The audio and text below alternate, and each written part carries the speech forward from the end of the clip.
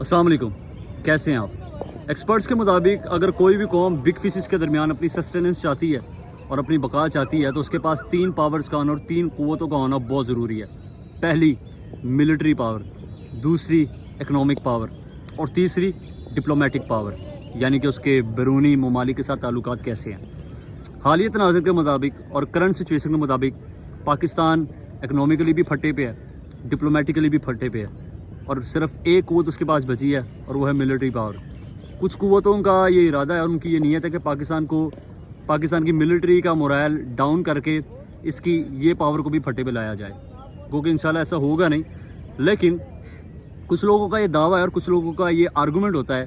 کہ بہت سے ایسے ملک ہیں کہ جن کے اوپن بارڈرز ہیں، جن کی ملٹری اتنی اسٹرانگ بھی نہیں ہے، پھر بھی وہ سسٹین کر رہے ہیں،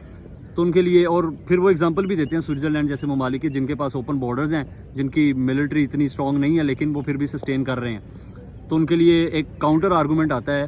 کہ ان ممالک کے شہری اتنے ویل ٹرینڈ ہے، اور اگر یہ کہا جائے کہ اتنے ویل اکوپڈ بھی ہیں موقع آنے پہ، کہ اگر ان کے اوپر کوئی ایسی مشکل آتی ہے نا تو وہ امن میں شہری ہیں، پرامن شہری ہیں، لیکن جب جنگ کا موقع آتا ہے تو وہ اتنے ویل ٹرینڈ ہے کہ وہ اپنی فوج کے شانہ بشانہ لڑنا بھی جانتے ہیں، اتنے ہائیلی ٹرینڈ ہوتے ہیں وہ۔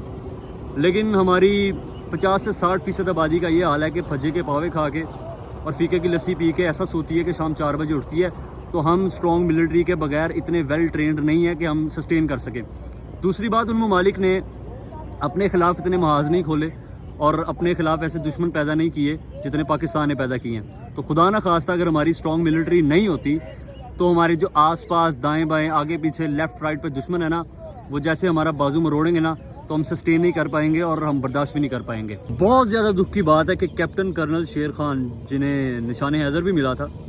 ابھی پچھلے دن ایک ویڈیو وائرل ہوئی جس میں ان کے سمبولک مجسمے کو نہ صرف توڑا گیا بلکہ ان کا سر بھی تن سے جدا کے اس مجسمے کا سر الگ کر دیا گیا۔ اس قدر ہیٹڈ، اس قدر جو ہے وہ نفرت کا اظہار کیا گیا لوگوں کی جانب سے۔ اب پتہ نہیں یہ ایک سازش تھی، پری پلان تھا، یہ تو ٹائم آئے گا پتہ لگے گا، لیکن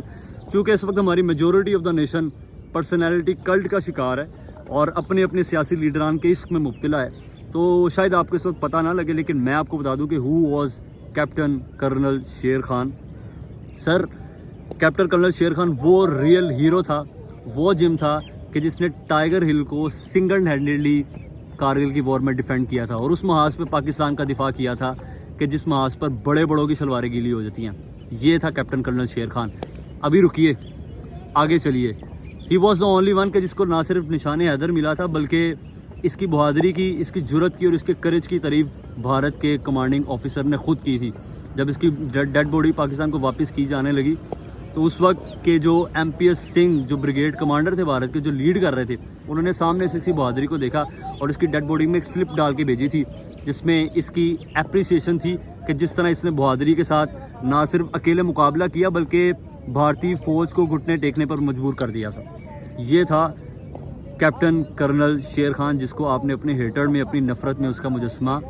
توڑ پھوڑ کے تباہ و برباد کیا۔ تو اپنے اپنے سیاسی لیڈران کے اس سے تھوڑا سا باہر نکلیں، سپورٹ ضرور کریں، لیکن اتنا ایکسٹریم پہ مت چلے جائیں کہ آپ اپنی کنٹری کے ریئل ہیروز کو بھول جائیں۔ اور یاد رکھیں کہ اگر پاکستان کی اکانومی کے ساتھ ساتھ پاکستان کی ملٹری اسٹرانگ نہیں ہوگی تو پاکستان کی بقا مشکل ہی نہیں، ناممکن ہے۔ Thank you.